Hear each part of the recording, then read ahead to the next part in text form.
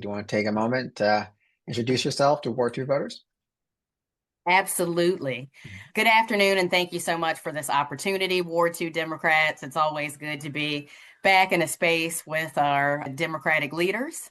My name is Candace Tiana Nelson, and I am running to be your next at-large council member. I am a Democrat, so I am in the Democratic primary. I'm running because I believe leadership should make people feel seen, heard, and valued. I did not grow up that way, and I understand that, too many DC residents don't feel that way today. I've spent my career, almost my entire career, working inside the DC government to make it work for people. And from managing an $110 million contract with the Department of Healthcare Finance to serving as the chief of staff to the Ward 4 council member, Janeese Lewis George, I have focused on improving how agencies deliver for residents and for businesses. That experience has shown me that good policy is only strong when there's good implementation.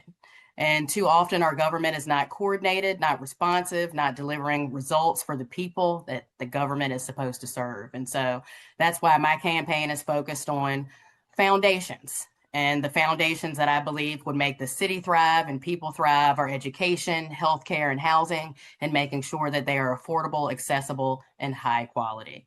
My heart beats for equity and execution. I want to see this government work. I'm running to bring my heart and my experience into this role to make the government more effective, more accountable, and more centered on the people that it serves. So I hope that I can earn the support of the Ward 2 Democrats, the support of all the voters to be your number one. And I'm looking forward to this conversation. Yeah, so am I. You touched briefly on your experience working in and with folks in the DC government. Can you talk a little bit more about that and how you will apply that experience if you're elected to be a at-large council member? Sure, absolutely. And I've, for the past 20 years, been running on three different tread rails, as I would say, like simultaneously my service to the community, my service to the government, and my service to the Democratic Party. In the Democratic Party, I've served 16 consecutive years in the Ward 4 Democrats. For 8 of those, I was president. I was even president of the presidents at one time. It's called chair of chairs. And I also now serve as the chair of the DC Democratic Black Caucus, where we're trying to build up and reconstitute that organization. As I served for 6 years as an ANC commissioner, I've worked at, and that's in Ward 4, 4A, and I served as the treasurer, the vice chair, and the chair of 4A in that 6 year time frame. I have worked at 5 different government agencies. And if you ask me, I say they are the ones that matter. Department of Small and Local Business Development, Department of Healthcare Finance, Human Services, Employment Services, and I even worked in Mayor Gray's office as a policy analyst for women's issues. When I was in that role, I had the opportunity to not only put forth the community affairs report. He did a performance review when he was elected mayor. So the community affairs, section, I got to draft as a policy analyst in that office. But to put that together and to recommend the creation of the Office of African American Affairs, as well as to work on the female pregnancy policy, female firefighters pregnancy policy. And so that was an interesting experience because I had to convince the leadership in the fire department, which was not women, that the 5% of that force would not all be pregnant at the same time. So I've done some interesting, policy work and definitely enjoyed that. Ran Brian Schwab's transition. He's our current attorney general. That was a fantastic time in my career, and I enjoyed that, experience. And then I served as the chief of staff to Janeese Lewis George, which kind of rounded out my experience so that I could be able to sit here and talk with you today and say that I've had experience in all 3 branches. So what I want to bring is work that I've done, the analytical work at 3 of the agencies that I've worked at. I actually did the agency performance plans. And as a council member, you are responsible for oversight of performance and budget. And then obviously you draft the legislation that is supposed to help improve it all, right? And so being able to analyze those agency performance plans, ask the true questions to get down to the nitty gritty for oversight is something that I'm looking forward to, rather than the performative kind of oversight that we've seen where you're watching the council hearings and it's going back and forth between the council members and the directors of the agencies. And you're like, and today the Oscar goes to, when you really want to get down into like key performance indicators, or at least I do, I want to get down into the measures and, figure out how we are measuring success and how we can truly improve and ask those questions to the agencies. Oversight comes before budget, which is important because, the budget part for me and having oversight come second is key because I don't want to fund anything that doesn't work.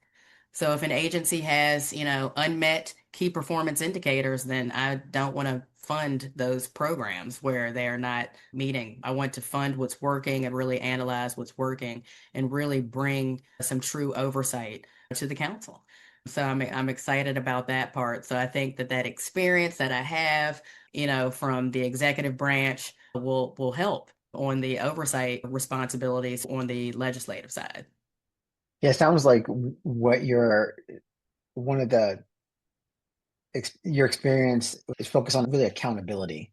And one of the questions that we keep on hearing from Ward 2 voters is that they want to hear about how folks are going to create measurable goals and outcomes that will affect how they live every day in Ward 2.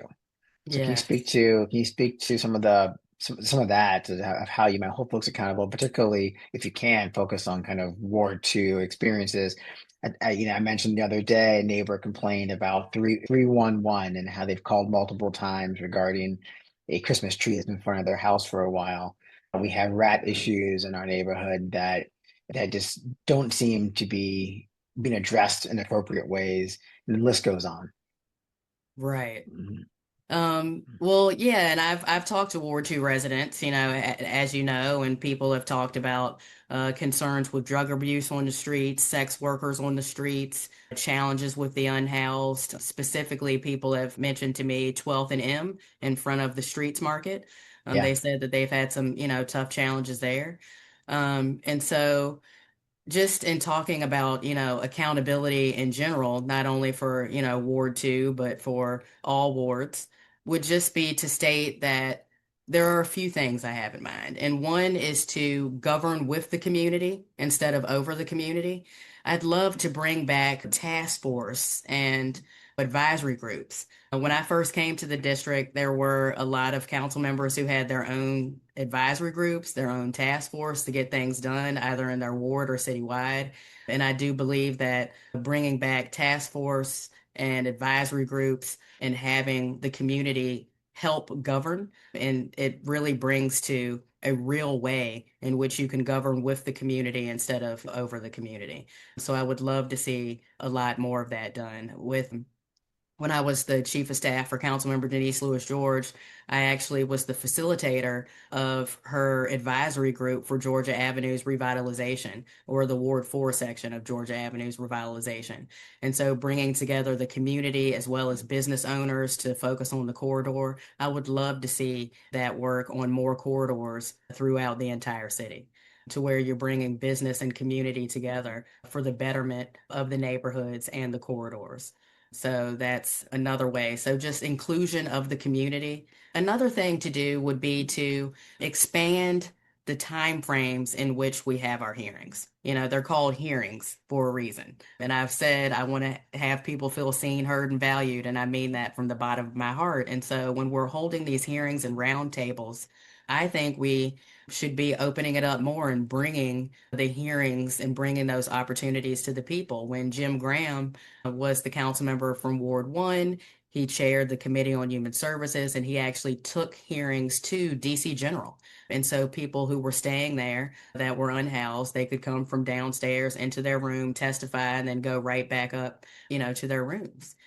And I believe that it would be excellent for us to start taking hearings out into the community and also to expand the time frames so that we're looking at something different. Even though they're hybrid now, right? I know we're hybrid right now, we're virtual. But even though they're hybrid now, I think it would be great to be able to have them at different times. So start some hearings from 7 p.m. to 11 p.m. Have some on Saturdays from 10 to 2, but really just make the government accessible to the people. That's another way that you find accountability. And a few other ideas that I have in terms of agency dashboards. I've built a couple of agency dashboards at the agencies that I'm at, and they've all been internal. But to turn those dashboards, especially when it comes to housing and other spaces, to turn those public, I think that would be great so that all of us who are interested could just go to the website and draw down. DDOT would be another agency, just agencies that are come top of mind, that Yeah. a public dashboard where we can find the information and data, I think would be great. And put in a little sunlight, they say sometimes is the best disinfectant, right? So you put a little Yeah. sunlight on the issue, and that helps to hold people accountable as well. And I think, as I mentioned, just strong oversight, accountability comes that way as well. Well, let's talk quickly about housing and homelessness. You touched on housing a moment ago. What policies would you support to address homelessness in Ward 2, and while also ensuring residents have access to housing, supportive services, and safe communities? I also want to add affordability generally is a citywide issue. I've heard landlords in our area raise concerns about bad tenants who the whole building wants out, but they can't get out, right? You also have landlords who want us, work with Section 8 folks and voucher folks to get them in the building to kind of alleviate the issues, but running into issues with DC government. So there seems to be a lot of issues in this department. I want to kind of hear your thoughts and the policies you think you would focus on as a council member. Yeah, I mean, we need to increase housing supply, but at all levels, market rate, affordable, and ensuring that everything stabilizes over cost, especially with the impact that we're seeing from the federal government on our city.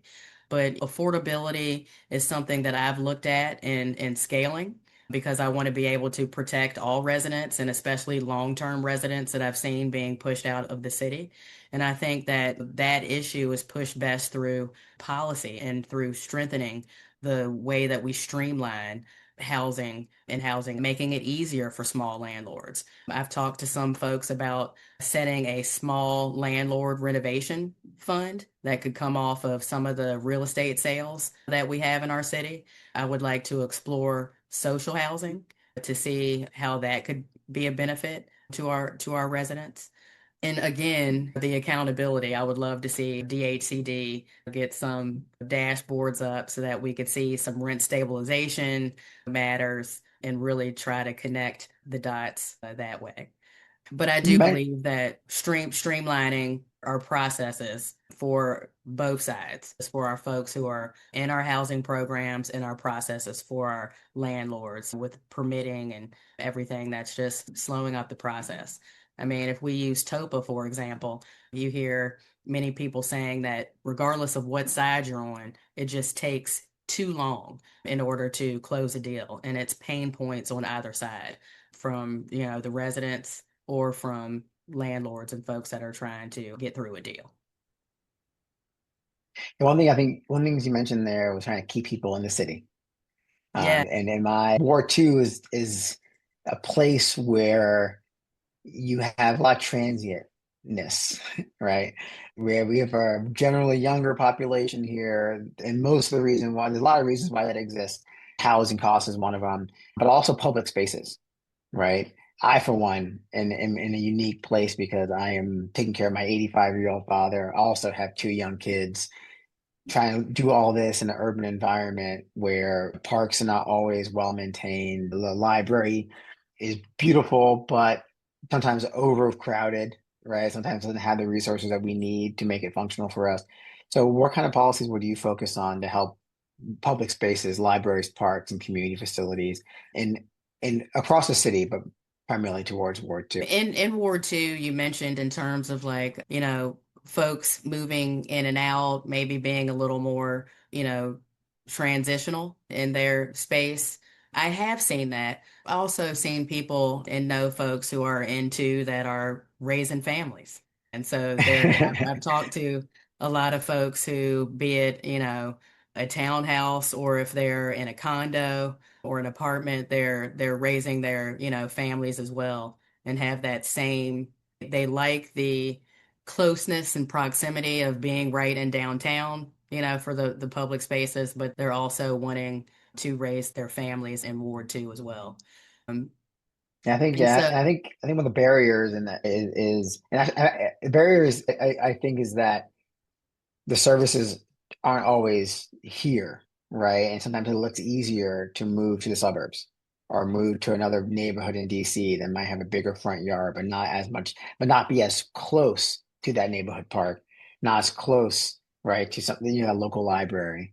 So I think one of the challenge I think Ward 2 residents see is, okay, we love it here, but we don't feel like we can be here for our whole life mm, cycle like you might have in like a Ward 4, for example, right? Where folks kind of or might, aging in place is, yeah, yeah, an aging right. in place to, situation. to to get to that aging in place piece. Yeah, A lot of my thoughts in terms of, public space, and I could even go back and touch because it makes me also think about the unhoused and, coordinating with them and some thoughts that I've had just in terms of providing them supports through providing the Department of Human Services with more supports.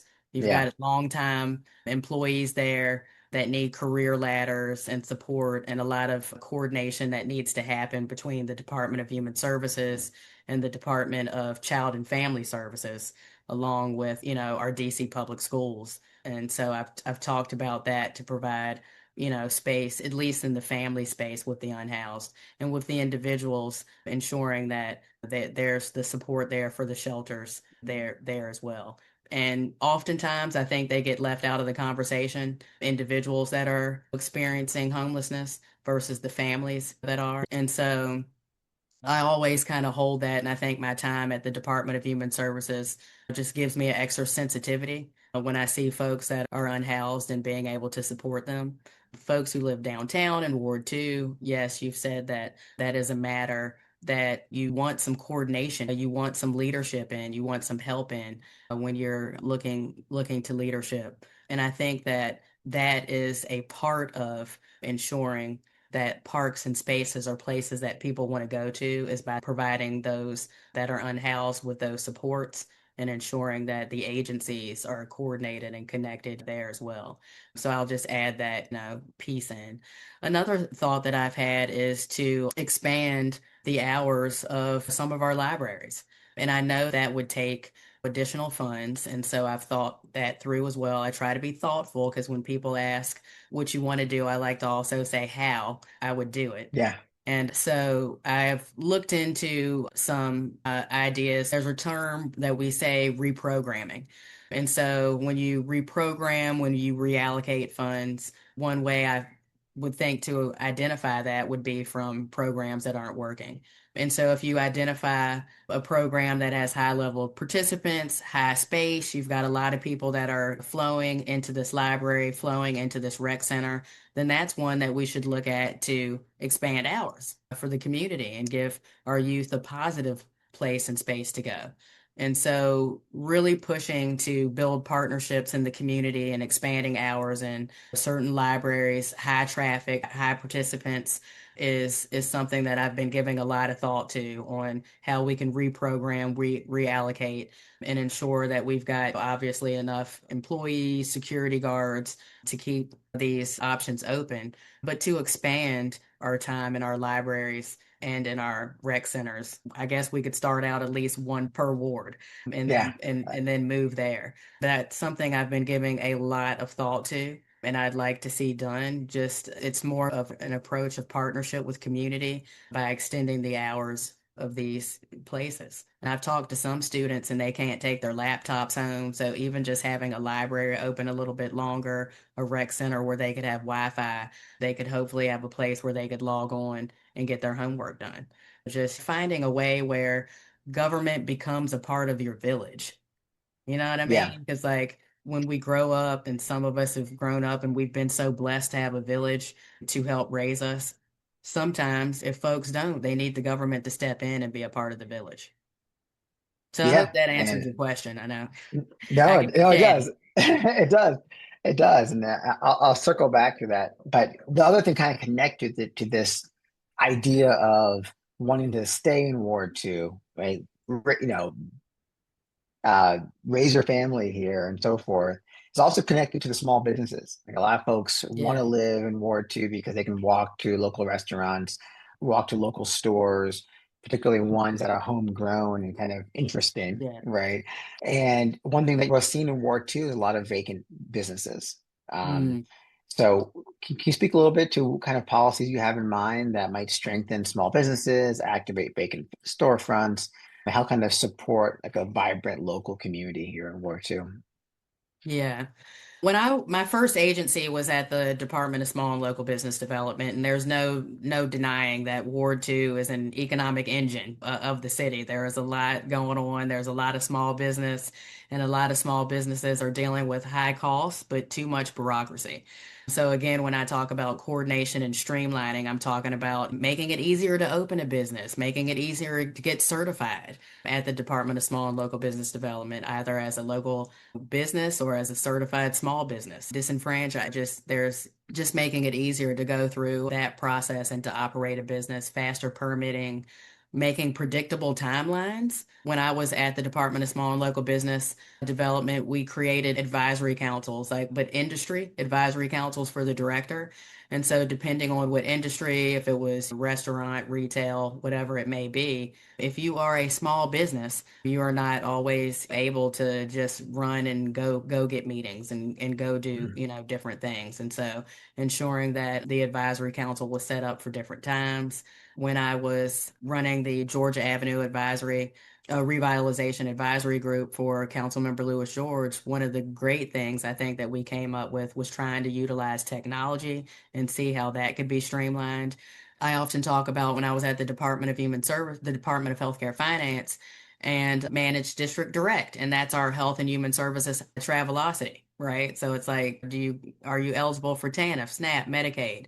I think businesses need something like that as well. So you just don't have to shut down your business and then go to the Department of Health or go to the Office of Tax and Revenue and make sure we've got clean hands and then run here and run there.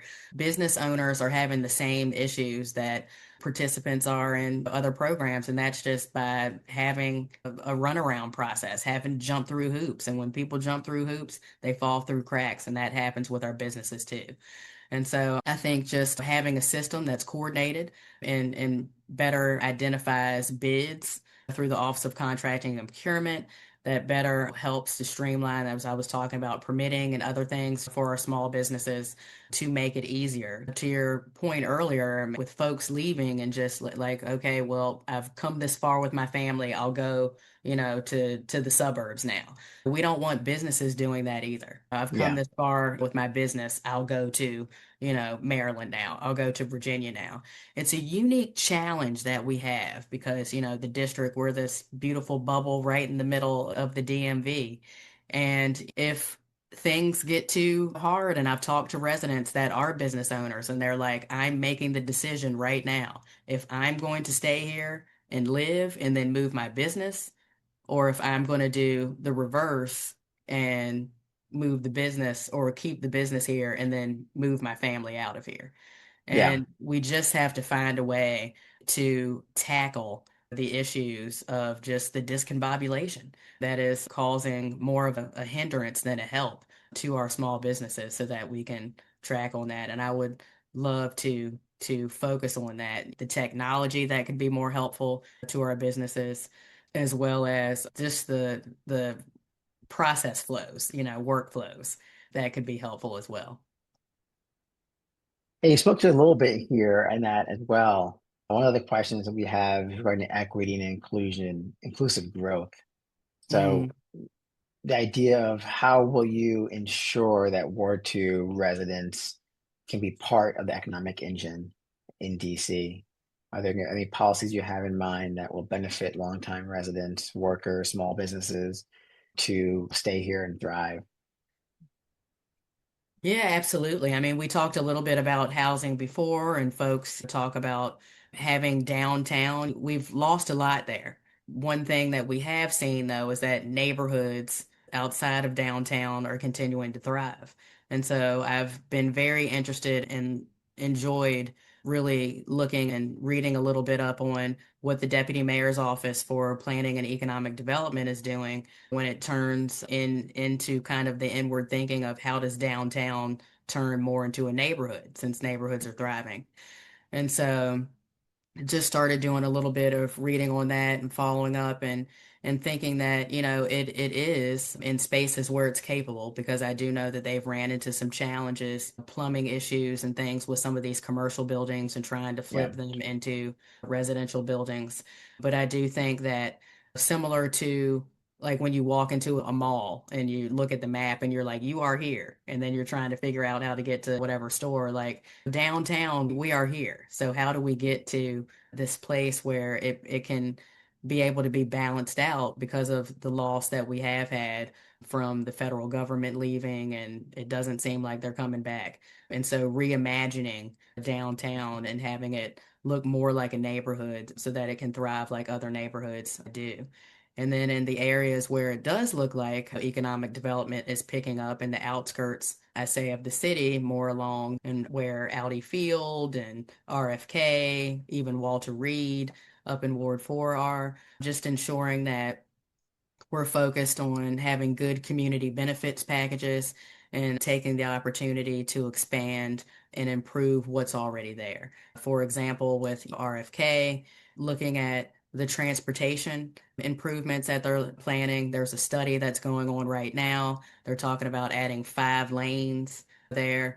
So, whenever these things are being done, I say let's focus on the metro stations that are there. Yeah. Same with downtown, same with Ward 2, right? If we're focusing on making it a neighborhood and flipping commercial buildings and turning them into mixed use with housing, we also need to focus on the transportation that's there, ensuring that our bus lines are good, but our metro, like working with metro. And I don't think a lot of people talk about it, but the coordination with the Council of Governments, the COG, the Metropolitan Council of Governments, is key to ensure that Metro is, paying their fair share, but that our neighbors are too in Maryland and Virginia.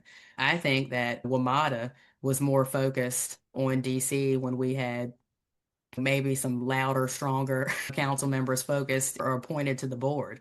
So ensuring that we're always having someone to appointed to that board that's loud, that's focused, and really working, looking at how we work with COG and how we work with our partners, because whether we thrive or not, it impacts DC, Maryland, and Virginia, So, Yeah. just this trying to focus on, that as well.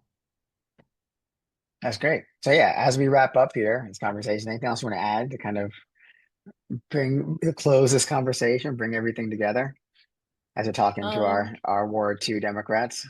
I know. Let me look through your questions. I think I hit the housing, got to talk a little bit about homelessness and my, kind of thoughts there, having been at the Department of Human Services, accountability. I think we hit all of them, Okay. Yeah, I was right? gonna say just from my I really appreciate you taking the time with me and taking the time to explain to our voters who you are and your approach and kind of what makes you stand out. Thank It, you. se I it guess, seems like, yeah, as I say, I was like, your focus on accountability seems to be one of the things, and your experience in holding people accountable seems to be one of the things that you really are bringing to the race, right? It does thank seem you. like a lot I of guess, people in the city are talking about how DC is broken, and that can mean a lot of different things, different people, right? right. And it seems like you've been in the mix, kind of helping fix things. And like you said, when you do have an oversight hearing, your goal is to get into the real what, not just kind of the surface Right. level. Yeah. I try to be, and sometimes I'm like, am I getting too wonky and I'm getting too down into the weeds? But I do hope that people appreciate that with me comes that experience. Like, I guess if I had to, wrap it up to the speaking to the audience or whoever's Yeah. gonna, watch this afterwards, I would just Do it. say, Thank you again, Ward 2 Democrats, for the conversation. I am Candace Tiana Nelson, and I am running because I believe leadership makes people feel seen, heard, and valued. And that means delivering on our basics, education, healthcare, and housing, and ensuring that they're affordable, accessible, and of quality.